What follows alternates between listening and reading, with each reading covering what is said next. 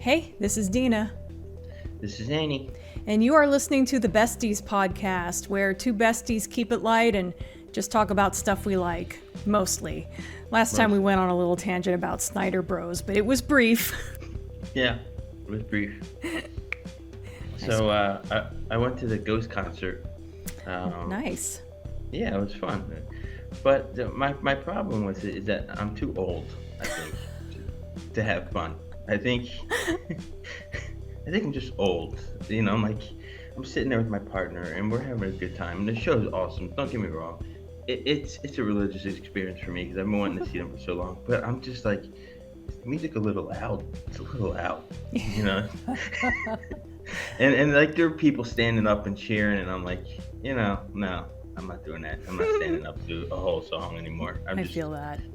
Yeah, or the massive people, you know. I'm just like, I think I'm just too old to have fun.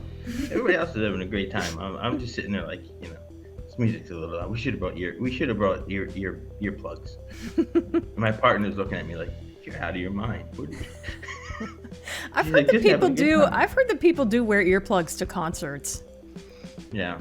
But, you know, like, I just, every time somebody got up and they moved across the aisle to get out, because I was on the end of the aisle, it was just like, I had to get up and climb on the stairs and grab a guardrail. And I was just like, you know, I'm old. I'm just going to listen to them on the computer from now on, I think. I got to move now. Yeah, I gotta move now. But it was fine. They did something I've never seen before in a concert. They made you, when you walked in, you had to put your phone in a little pouch, and they locked the pouch so that you couldn't record it or like take selfies. And I really enjoyed that because everybody was just focused on the screen or on the stage and having a good time. It was really good. It was good. But that's a good idea. Yeah, just a little old. Yeah, just a little too old, I think. Yeah, I went to a wrestling event. When was this? Last year? Year before? Anyway, this guy was filming, and a guard came up to him and said, "Hey," you know, asked him in a really nice way to put his phone away, and the guy's like, "Oh yeah, sure." He puts his phone away, and as the guy's walking away, he films him walking away. I'm like, what a dick. It's crazy. But yeah, it was a great time. It was something I've been wanting to go to since like 2017, and I finally was able to go and have a great time. But yeah, just a little old now, I think. I hear that. Yeah, I don't even think I could handle a concert these days. Well, it depends on the setup. I've been to 2 Bjork concerts, and one of them was just like in a stadium. You know, we were in the nosebleed section, but I think we had like those binoculars. So that was kind of neat. At least it was comfortable. But the other one was like outdoors. There was no chairs or anything. You had to stand the whole time. And one thing that was kind of cool was that my friend who took me, he'd been to 1 million concerts, and he was really good at like weaving his way through crowds. And so he actually got us really close to the stage. Awesome. So that was the good part. But oh my God, I can't even imagine having to stand the entire time now. No. And younger Annie would probably look at me in disgust because I would go into the mosh pits of Pantera or Nine Inch Nails and just rock out the entire time. They'd probably just be like, "You're such a disappointment." You know, so on the way there was we had a monsoon from hell, and I honestly didn't think I was gripping the seat to hardcore. I'm not a fan of driving in hardcore weather. That sounds scary. It was scary. I mean, the whole night was worth it overall, but it was scary to do that. Oh, I don't want to do it again. But yeah, it was good. Good time. I had fun. That's cool. Yeah. So, Red Dwarf. Sure. I heard you like this show. No, I'm kidding. It's okay. Take it or leave it. Yeah, I actually haven't watched Red Dwarf in a few years, so you're probably a little more familiar with it than I am right now. But yeah, for anyone who doesn't watch my YouTube videos, I've made videos on basically every single episode of Red Dwarf. But it was a while back. And as a plug, they're great. Everyone should watch them. Thank you. Because they're great. Yeah, I've only seen from Red Dwarf from your videos, so I didn't know what to expect really going in. Really? Man, yeah. I didn't know that. I thought for some reason I thought you had watched it before, No, but you were watching it again now. That's interesting. No, this is my first time watching it, and man, is it amazing! It's such a great show. Right? Holy crap! Oh my gosh! I mean, just from the beginning, they're dead, Dave. Everybody's dead, and it's just... I love that bit. They're all dead. He's dead. They're all dead. Everybody is dead, Dave. It's amazing. Right now we're on the episode Blue, where Okay. I haven't watched it yet, but from the synopsis it says Lister misses Rimmer. Yeah. So that's a where good we're at. one. But my language with my partner has changed because of the show. We now say to each other like "schmeggin' hell." She calls me a goit. We have a bit now because we have a cat named Gilbert, and in some random episode, Crichton's like, "I once had a mechanoid named Gilbert, but he preferred to go by Ramses Niblick the Third Kerplunk. Whoops, where's my swivel?" So now, this poor cat, who's done nothing to no one, is now named Ramses Niblick the Third Kerplunk. Whoops, where's my swivel? That's so funny. He doesn't look thrilled about it, I gotta admit. Don't blame him. Do you have a favorite episode? Oh, God. My favorite is probably Gunmen of the Apocalypse from the end of season 6. Was it the last one of season 6? It might have been. What happened in that episode? That was the Western one where they were. Oh, you like that one? That was good. Yeah. I liked. I liked how that I liked season 6 overall because it actually let the characters kind of grow and evolve a little bit. And then they kind of reverted it in season 7, but whatever, that's just Red Dwarf for you. But yeah, I like that about season 6, and Gunmen of the Apocalypse was just kind of when all of that came together. There's things about the show that really crack me up, like they'll just skip lore or forget about their own lore. Or give you a text crawl that's impossible to read. Like, Yep. Okay, so what happened with that, and when you told me about this, I remember you telling me when you got to that point, I thought you had watched Red Dwarf before and you just didn't remember. So I didn't bother to tell you, but it's just as well, I can tell you now. So like they had an episode planned, it was going to be called Dad, I think, where Lister actually, became pregnant with twins, I think, and it was all about him giving birth and stuff, and I don't know, for whatever reason, I can't remember the reason now, but like they just decided this episode just kind of sucks, and they just decided to like hit the reset button, and that's why they did the text crawl. That text crawl was basically like a summary of what that episode was going to be. Okay. I mean, it makes sense. I don't like it, but it makes sense. My favorite episode is still the one where Lister finds out he's the god of the cat people. That's a pretty good one, yeah. It's just, I'm on the floor. I was on the floor laughing so hard. It was just such a great episode. It's fantastic. Yeah, I really love the show. I don't think fans like that one very much. Really? Yeah, I think I remember hearing that somewhere, which surprised me at the time, but I guess it does feel kind of, it does, like sometimes it feels like it's not sure what mood it's going for. Like, is this scene supposed to be dramatic? And like you can hear the audience kind of laughing awkwardly a couple times, like when the cat priest dies, for example. The audience is like, is this funny? Yeah, I guess you're right. When I really think about it, I guess I can see why, but I still like it, so. Oh, it's fantastic. How do you feel about Ace Rimmer? Ace Rimmer. I have to think about it for a second. I mostly think he's funny. What a guy. What a guy. I don't know how I feel about my Rimmer becoming Ace Rimmer, but Yeah, I'm not a fan. Oh, yeah, I actually did like that. Sorry, I had to. I'm going back and forth because I'm like remembering this stuff as we're talking about it. Yeah, I actually kind of like that bit of character progression. What I don't like is, yeah, I don't think this is a spoiler for you. Oh no, wait, you're on season 7. You haven't seen season 8 yet. no, So not never yet. mind. Okay, never mind. There's a fan Okay. theory involving Ace Rimmer that I don't really like, but you're not up to that episode Okay. yet. So All right. Well, when I get to it, yeah, I'll let you know. we might have to do a Yeah. follow-up after you've watched the rest of Red Dwarf. Yeah, I heard they're filming more. Yeah, I think, or I've been hearing conflicting stories about it. I've heard that they were starting to film it, and then I've heard that it got canceled, but I don't I hope know. not. The show really picks up, and I think becomes something else when they bring Crichton on board.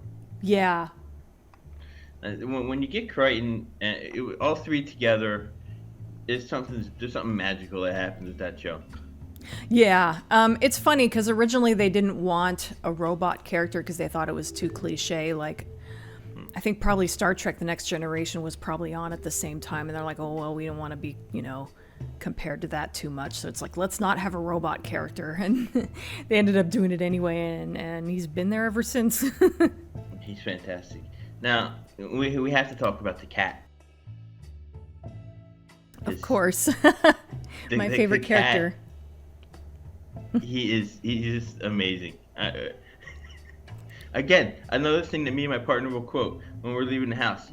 How do I look? I look good. My face looks good. My hair looks good. I look good. And then we'll stop a few minutes later, a few seconds later, and be like, how do I look now? It's just I love that. Yeah, speaking of quoting Red Dwarf, Lee always names our computers. You know how when you have a computer, you can give it a name, like the drive or whatever. He always names our computers after obscure Red Dwarf references, like, trying to think of one you would know. So let's see, you haven't seen Back to Earth yet. Like, well, somebody, it's not really a spoiler. Someone refers to Rimmer as, Rimmer's a bit crap. And like Lee named one of our computers Bit Crap. So I feel like there's other examples, but I can't think of them right now. But yeah, that's funny. That's great. It's such an amazing show. It really, it's British humor at its height. yeah, and I don't always like British comedy, so I'm almost surprised that I like it so much. But especially as the show goes on, it changes a little bit. It starts to feel a little more like an American comedy, somewhat. I can see that. Starts to feel, especially around season 10, some of the humor gets a little bit Seinfeldian. Oh, really? So yeah. Okay.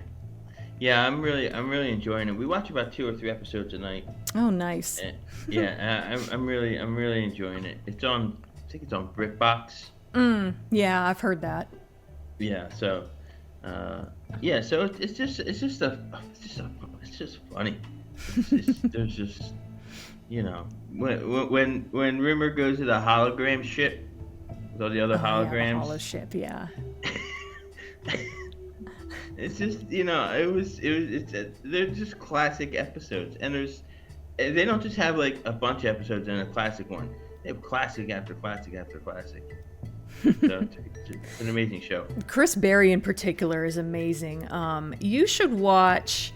You can find it on YouTube. I think. Let's see. Your next episode is Blue, so you're on season 7. There was an episode. They wrote a cat episode for season 7. It's called Identity Within, and they went as far as making they had done all the storyboards, and they had made kind of an animatic where Chris Berry does all the voices. Oh, really? So yeah, and you can get an idea of what the episode was going to be like. Okay. So you should I look will that definitely up. check that out. You should look it up and Yeah. watch it, because there ended up really not being a cat episode. There is not a single cat episode. There's a couple episodes that are teased as cat episodes, or you might think they're going to be like of course, Waiting for God, the one we talked about earlier, and then there's one in season 11 or 12 called Can of Worms, and that ended up not being a cat episode. What's the other one I'm thinking of? Oh, well, of course, Promised Land. That, you might think that's going to be a cat episode, but it's not. Bit of a spoiler, but not really. Okay. I'm curious about something. How do you feel about Rimmer leaving and then bringing on, I'm going to butcher her name, Kochanski. Yeah. I don't know. I'm sure people were really mad about it originally. Now that mad about it. Now that we're going back and watching it decades later, we know he comes back. It doesn't seem like such a big deal, but it was kind of interesting having the show be without Rimmer for a while. It was an interesting experiment, I guess. He's apparently, Chris Berry just like needed to leave the show. Not that he didn't like being on it, but he just needed to leave it and do something that's a little easier. Because Red Dwarf, those episodes, they're like filming mini movies. At that point in the series, and it was just kind of hard on him to do it. And he, went on to another show. I can't think of what it was called, but it was like just a regular more sitcom-y type show, I think. Okay. I would actually check that out because I find him the funniest member of the show, I think. He might be. Yeah, for me. My favorite character is Cat, of course, but yeah, I honestly I think all of them are like really talented, just in different ways. It's hard to pick a favorite. They did something a little different, at least. Crichton was very not jealous of Kochanski, but he didn't like her. Yeah, I found Crichton kind of grating in season 7. Did you? I did. I hate to say it because normally I love Crichton, but something about the way because Kochanski, she's the only woman on the ship. She's the new person, and the way he just kind of bullies her, it just kind of leaves a bad taste in my mouth. Okay. Yeah, I can see that. I don't know. I just thought it was at least something different from his indentured servitude to true. But I can see where you're saying where it would come off as a bit of a bullying. You're right. I mean, she just lost everything she knew. Yeah. Yeah. But yeah, I see your point too, though. It's kind of like he's treats her kind of opposite of the way he treated Rimmer. So that's kind of an interesting way to look at it. But I'll just close with saying that I love Red Dwarf. I can't wait to finish. I really hope they keep making them because I'll keep watching them. Yeah, same. I mean, as long as everybody involved wants to keep doing it, and lately, like the last, Promised Land was like I think a 3-episode special. So I think they're planning on just doing those in the future, and that's fine. Yeah, that's fine. That's what the actors are up for. That's cool. Yeah, definitely. Some people have complained like, oh, they're getting too old to do it. Are they though? Because I mean, well, you haven't seen the newest ones, but I think they're still great. I think they're still great at what they do, and as long as they want to keep doing it and they're not, it doesn't feel forced or anything, they may as well keep doing it. I agree. So yeah, I guess we can both agree that Red Dwarf is amazing. Yeah. It's probably one of the best shows I've ever seen. At least definitely the best comedy I've ever seen. Really? Wow. Quite possibly, yeah. So another thing we could agree on is that we both saw Superman. Yeah. Yeah. What did you think?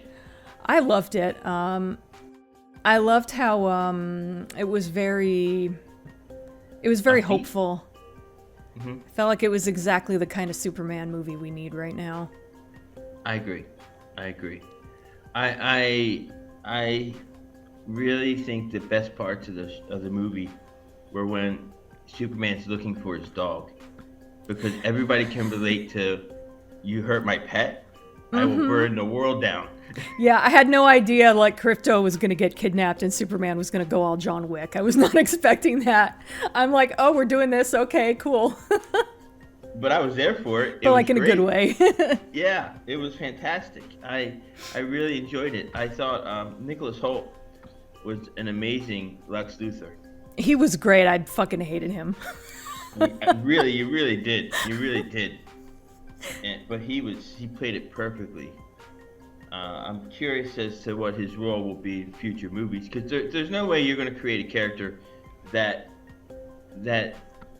powerful and not use him again. There's no way. Yeah, for sure. You know, yeah. And I thought the character was fantastic. I thought he played Clark and Superman perfectly. Yeah.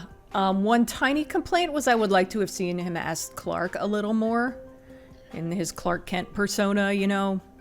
We didn't get to see that a whole lot. Like, I think there was literally one scene in The Office where he was Clark. I would have liked to seen a little more of that, but that's, you know, kind of a nitpick.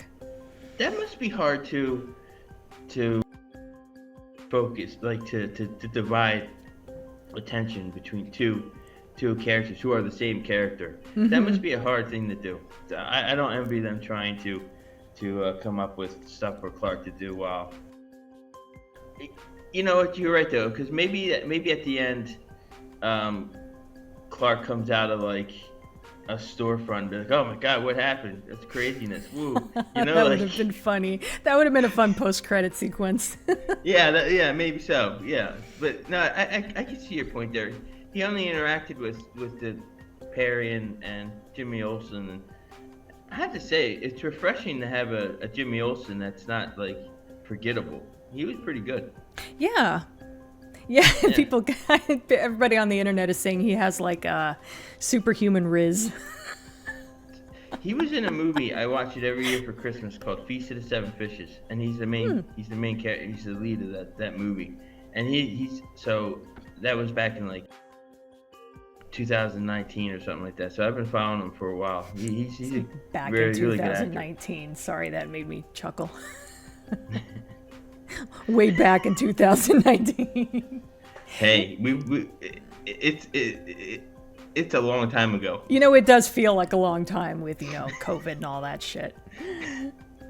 Man, anyway. Every day feels like a week for me anyway. I hear that. Again, just getting old. I'm just grumpy about it. But yeah, I really liked it. My only nitpick, and it's a very small nitpick, is the introduction of Supergirl coming in. And I'm just like, yeah, she wasn't. I didn't think it was necessary for her to. I'm glad that they're making a Supergirl movie. I hope it's good. Mm-hmm. I'm pretty sure it will be. But I just didn't think she was necessary at the end of the movie. They could have just ended just fine without her.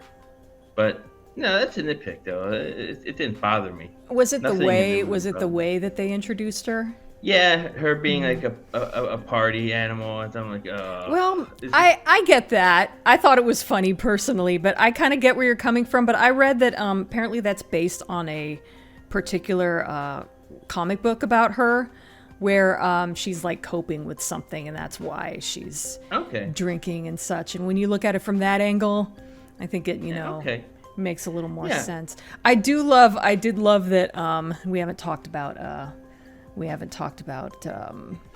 Crypto yet, but I do love that scene, like right off the bat, just like in like 30 seconds, explains why Crypto is the way he is, because she lets him knock her down, and she's like, yeah.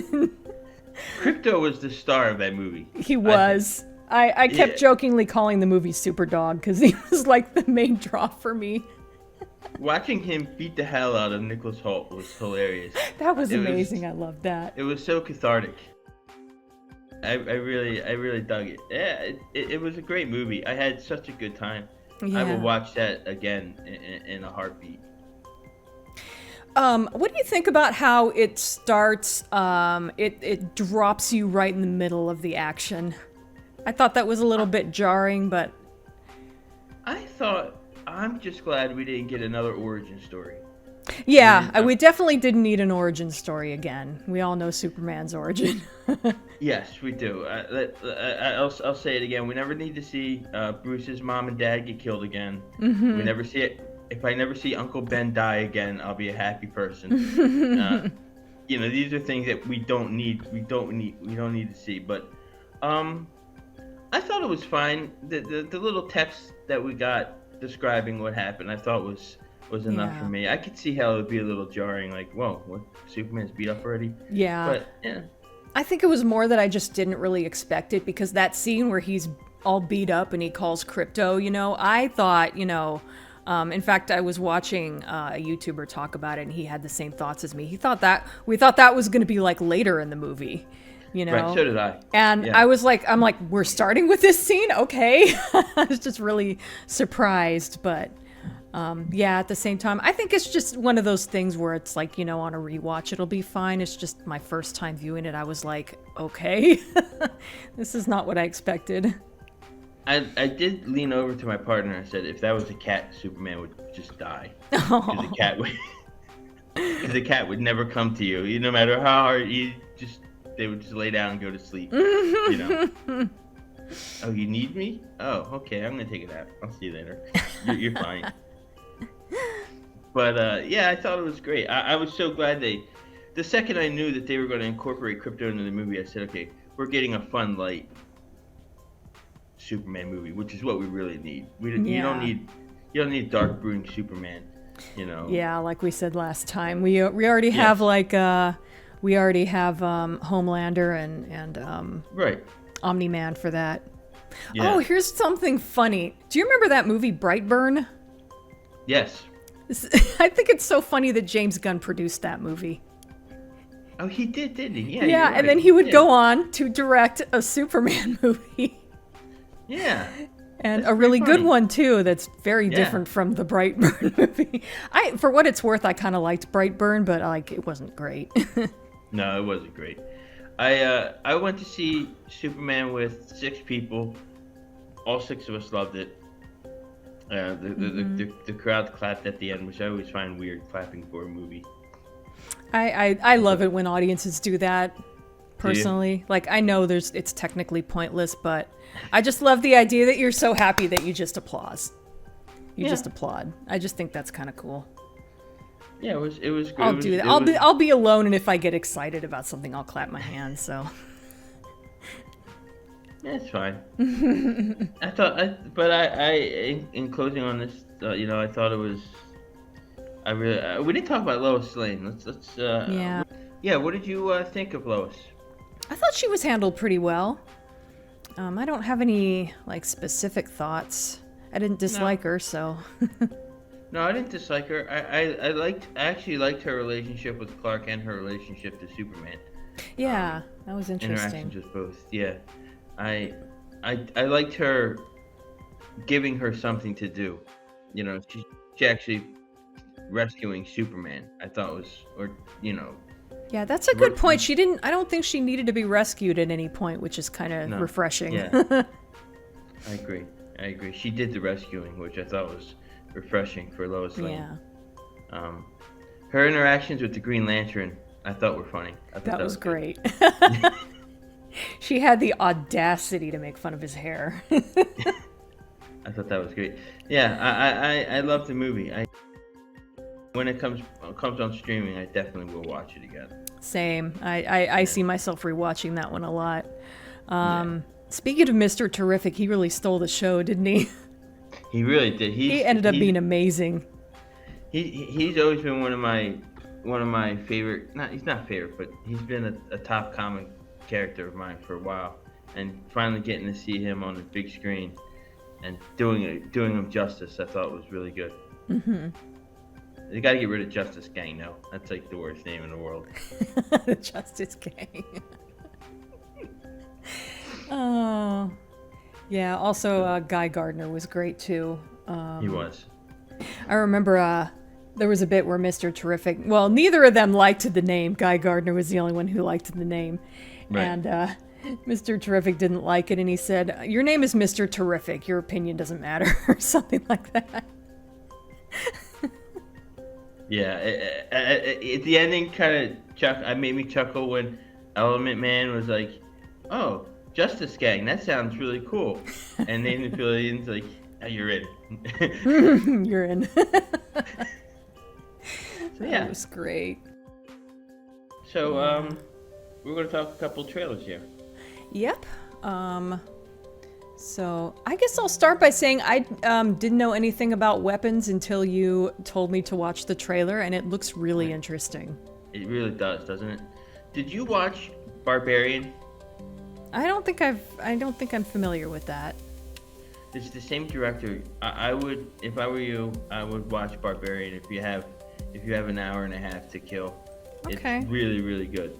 It's on HBO Max. I think it should still be on there. It's a really good movie. I'm not going to tell you anything about it because that will spoil the movie. But it's really good.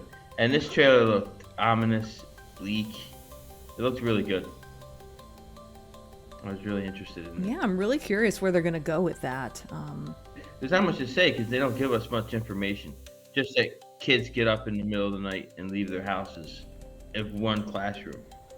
So you said you had some thoughts about the Black Phone 2? Yeah, it's funny because I never saw Black Phone 1. So I actually went and watched the trailer for that one just to give me, because I watched Black Phone 2 and I'm like, well, this looks interesting, but I don't remember what Black Phone 1 was, and I went back and watched that trailer, and I haven't seen that one, but it looks really interesting, so it's got me kind of interested in both of them. Black Phone was worth a watch, definitely. I have seen the image of Ethan Hawke wearing the mask, and I'm like, oh, that's what that's from. Yeah. And maybe I have it on Netflix or something. Maybe it's on Netflix, and I saw the thumbnail or whatever. And that's how I know that image. But yeah, I had no idea what it was about, but it looks really interesting. I'm curious how they're just gonna go, like, gritty, realistic to Freddy Krueger. They I don't know. I guess in the first movie there were supernatural elements in that as well, but it just seems like to turn him into a supernatural killer, they're gonna have to sell me on that. Yeah, that's really interesting. I mean, just based on what I saw from the trailers. But yeah, I kind of want to watch both now. I especially want to watch the first one. It looks really interesting. It's definitely worth a watch. It's definitely a good movie. Mm-hmm. What do you think of the first superhero for New Jersey, Toxic Avenger? Well, okay, so I never saw the original Toxic Avenger movies. I haven't really watched any of those trauma films. They're not really... Right. I don't think they're for me, but I watched the trailer for the new Toxic Avenger, and it looks freaking wild. I might actually have to check that out. It has a cast and a half. There's a lot of people in this film. And Peter Dinklage, he's one of my favorite actors right now. Peter Dinklage is great. I mean, I'd watch him read the phone book if really, he's just compelling to look at on screen. Mm-hmm. And Elijah Wood's in it, and Elijah Wood looks crazy. I didn't notice Elijah Wood. I noticed, I read the comment section. I saw people talking about Elijah Wood, and I'm like, he was in the trailer? And I didn't notice him, but... He had the black hair that hang down the side of his face. Mm. Yeah. So, yeah, I think that I wasn't gonna go see it, but after because I'm like, they're remaking everything. Yeah, I'm sick of remakes too. Yeah, but this one looks like it could just be a fun time. I have to be able to convince one of my partners to go with me, though. It looks freaking wild. I watched the Red Band trailer, and it is gory as hell. Yeah. Yeah, it looks like a fun time. Mm-hmm. It really does. Well, speaking of remakes. Yeah, I was just going to say. What did you think of the Running Man trailer? I don't know. I'm a big fan of the original Running Man. Arnold. Okay. I'm a big Arnold Schwarzenegger fan. Yeah, I love him too. Yeah. Here's Sub-Zero. No, just Zero. I don't know. It looks okay. Mm-hmm. It looks fine. Yeah. It's by Edgar Wright. He's done some really good movies. Yeah, see, I feel like I've seen the original movie, but I really don't remember it. I probably watched it once ages ago when I was in the thick of my Stephen King obsession, even though apparently it wasn't very closely based on the story. No, not at all. But all I remember is that Arnold Schwarzenegger was in it, and there was a guy named Sub-Zero, and because, I used to be into Mortal Kombat, I'm going to remember that. Yeah. But That's about all I remembered. I actually went back and watched the trailer for the original Running Man to kind of refresh my memory a little bit. And I didn't realize that I guess Arnold Schwarzenegger saying "I'll be back" is kind of a catchphrase across all of his movies. Yeah, kind of. I didn't know that. I thought that was just a Terminator thing. And I'll be back. Yeah, I watched it with Lee, and he's like, "Oh no, he says that in like every movie." I was like, "Oh, okay." Yeah, he does. But it started with Terminator, and then just various movies he'll just pop it in there. That's so funny. Yeah. I guess I just happen to have not seen the movies where he said that in, because I know he hasn't said it in all of them. No, yeah. I don't remember it in Kindergarten Cop. No. Are you gonna go see Running Man? I just might. As someone who doesn't remember the first movie, I think this remake looks really fun. I don't know if it's the sort of movie that needs to be remade, but just, again, as someone with not much of an attachment to the original, I think the trailer looks really good, and it looks like a lot of fun. Yeah, it's just, that's what you want from an action movie. Fun. Yeah. And, there's time for gritty, realistic stuff, and then there's time for just a running through an obstacle course of action. Mm-hmm. I don't know that I'll see it in theaters, because movie tickets are like, Yeah, true. I have to mortgage a house. But, yeah. But I'll check it out when it comes out on streaming. Mm-hmm. There's an Easter egg. I didn't catch it until I looked through the comments and someone posted a timestamp to it. But there's a little Easter egg where this lady is holding up all these $100 bills, and each one has Arnold Schwarzenegger's face on it. Oh, is that right? Yeah. Oh, cool. That's awesome. So maybe this is from an alternate universe where Arnold's president or something. That's great. Speaking of Stephen King, you wanted to talk about The Long Walk. Yeah, I've never.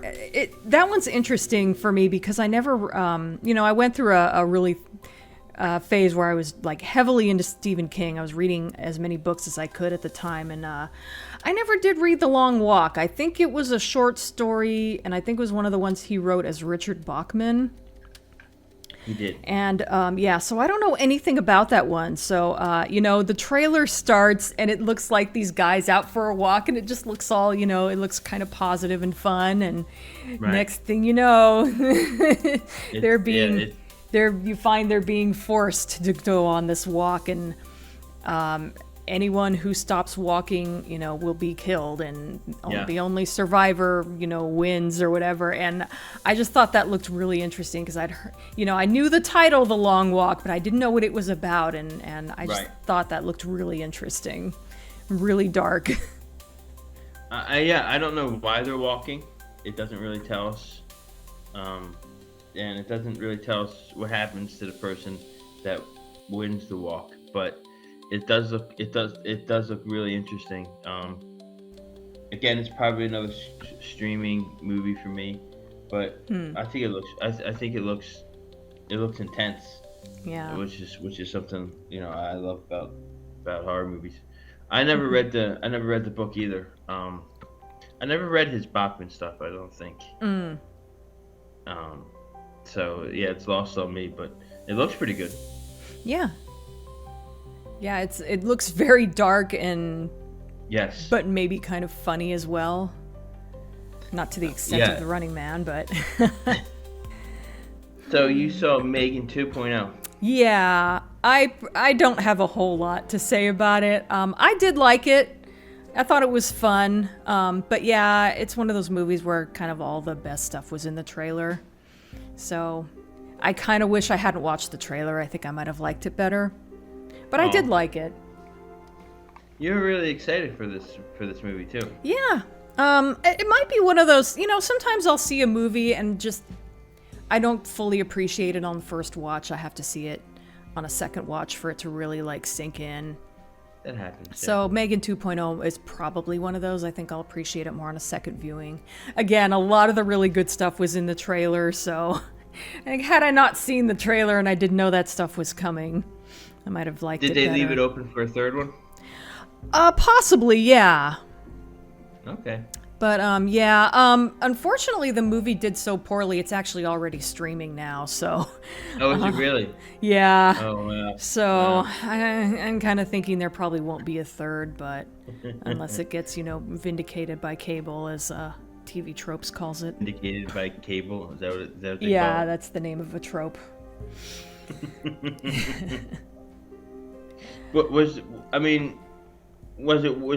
Did you regret seeing it, or? No, not at all. I don't know. I just don't really have a lot to say about it. I think I guess it was just, was it predictable? I don't know that it was predictable per se. Like I said, a lot of the really good stuff was in the trailer. I did enjoy it. It's like, I don't know. I guess it wasn't super memorable. Okay. I don't know. I don't want to say anything bad about it because, like I said, I did enjoy it, but like at the same time, It wasn't great, I guess. So. And. Yeah. Finally, you made me watch Old. Made you watch it. So I want to ask you something. I want to ask you something off the bat. Did you think it was predictable at all? No. Okay, good. I feel I watched it with Lee. We watched it on the 4th of July. And I figured it's a summer movie, why not? Right. And afterward he told me that like everything that happened, he expected it to happen. And Really? Yeah, and I felt kind of dumb cuz like when I first saw it, I couldn't get over how fucking crazy it was, and I it caught me off guard with everything that happened, and then but at the least movie's bonkers. Yeah, thank you. At least I'm not the only one. The movie's crazy. It's what I liked about it was that it has a lot. It doesn't have all the tropes that M. Night has in his movies. This did kind of break from this, and The Visit kind of broke from the norms that he like. There's no long-winded monologues that are filmed that are shot weird. I really enjoy it. I did know from the beginning that the resort was in on it because I thought I knew the actor from somewhere who was, but I was just like, okay, they're not bringing him in for one shot. That's not too hard to guess. No, I question what these two kids' lives are going to be like nowadays. Yeah, right. That movie kind of makes you think about how fucked up all of that is. Right, like, and the cop at the end of the movie, the only thing that bothered me was the cop just took it all in stride, like, oh, okay, these were a 6-year-old and a 12-year-old 8 minutes ago. Okay, that's fine. Yeah. Let's get you to your aunt now. It's like, you're not gonna have any questions. Yeah. I guess like briefly we should talk about what the movie was about. Basically, these various people who don't know each other, they happen to be vacationing on this island, and they find that, they're dropped off on the island by some people, and they're like, oh, we'll come back for you in like 4 hours or something like that. And they find themselves aging really fast, and they're stranded on this island, and they realize no one's coming to help them, and they have to figure out how to get off of it or whatever. Yeah, that's pretty much it. The part with the baby was really disturbing. Yeah, I was like, I couldn't believe I couldn't believe that. That was like, it's like these two children get into a tent, and then when they come out, not only are they grown up, but the girl's pregnant. Right. And they have to, they're like, she almost immediately goes into labor, and they have to, I'm laughing, but it's really not, it's horrific, really. Yeah, but, it's not funny. Yeah, they have to like explain to her the birds and the bees really quick before she gives birth, so she knows what's going on. Yeah. That was so intense to me. The doctor performing the surgery, I thought that was a good scene. Yeah. I thought it was sort of funny how they didn't show a lot of that. They just kind of explained it. I suspect that was probably a budget thing. Like, probably. Oh, the wound is closing around the. Yeah. Oh, one thing I didn't like about the movie, I don't think I noticed this on the first watch, but the characters had a habit of kind of explaining what was going on, and it's like, yeah, I can see that. Yeah. talk down to the bit. audience just a little bit. Yeah. But, it didn't ruin it for me. It's just something I noticed, and it was a little bit annoying. Yeah, I really enjoyed it though. Like I said, I think that the most disturbing part is what these kids are gonna do, how they're gonna live as a 50 and 60-year-old or Yeah, however. I think they were 50-ish when they left the island. Yeah, so like the two youngest kids are the only survivors. I would give it like a 3 out of 5. I didn't regret. Like most of his, unlike most of his movies, I didn't regret watching it at all. It wasn't like Glass, which I haven't seen that one, but I've heard mostly bad things. I want my 2 hours back. I really do. I really do. I'm still salty about it. I'm still salty about it. But yeah, I enjoyed it. When you first told me this is the movie you're gonna watch, I was like, oh no, no. But no, I thought it was pretty good. Yeah, it's different. It's really different and interesting. Something that's interesting is that it's that movie's actually based on a graphic novel. Oh, I didn't know. And yeah, and the in typical M. Night Shyamalan fashion, the twist where they learn why they were put on the island in the first place, that was added by M. Night Shyamalan. The original graphic novel, they never learn why they were on the island, and apparently, from what I gathered, spoiler I guess if anybody cares, from what I've read on TV tropes, every time I watch a movie I always read the TV tropes page. I just like to learn things about it. The original graphic novel ends with so when the baby gets born on the island in the movie, the baby dies immediately because didn't get, time was moving really quickly and the baby didn't get attention soon enough or whatever. And in the graphic novel, the baby survives, and the baby is an adult at the end, and it's the only survivor, and the baby's just kind of sitting on this island as an adult, just kind of waiting out the rest of its life. Oh, that's dark. Yeah. Oh man, that would have been. I kind of prefer that ending. Yeah, I don't know if I do, but that's dark. Yeah, I like it. That is dark. Yeah. So, what would you give it out of 3 out of 5 stars? Out of 5, I guess I'd probably give it a. I'm tempted to say 4, but 3.5 maybe. I didn't think it was a great movie, but I just thought it did some really interesting things. I thought all the actors were really good. Cool.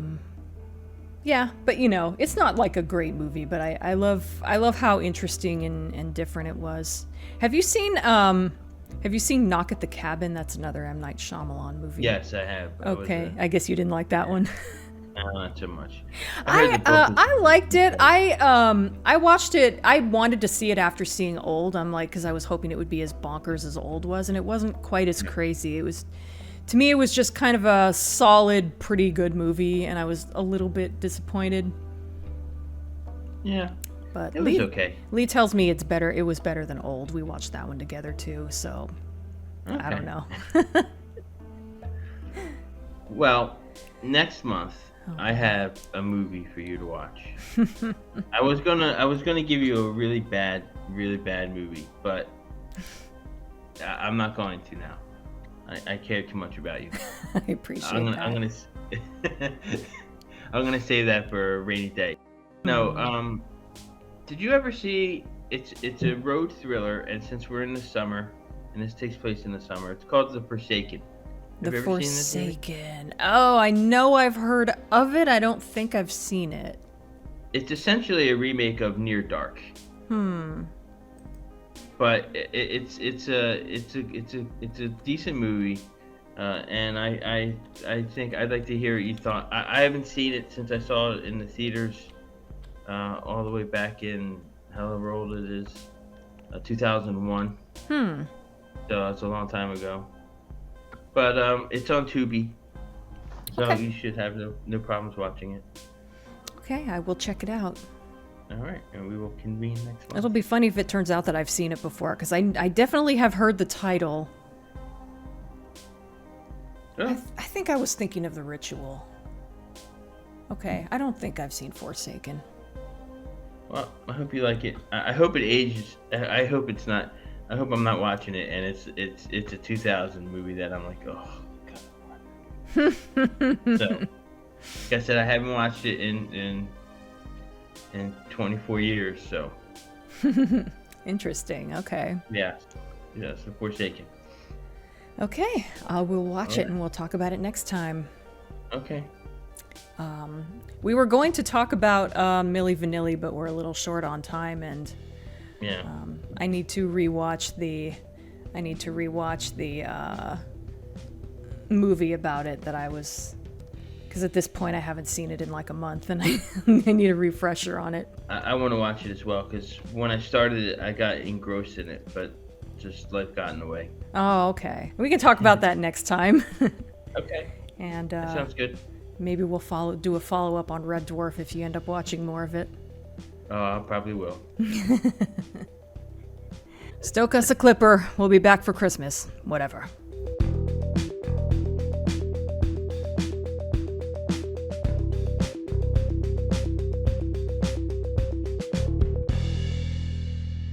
Yeah, for some reason I got the impression that they're going to be weapons or something, maybe, but I'm not even sure where I got that. Yeah. Oh, the title. Oh, yeah. That must have been it.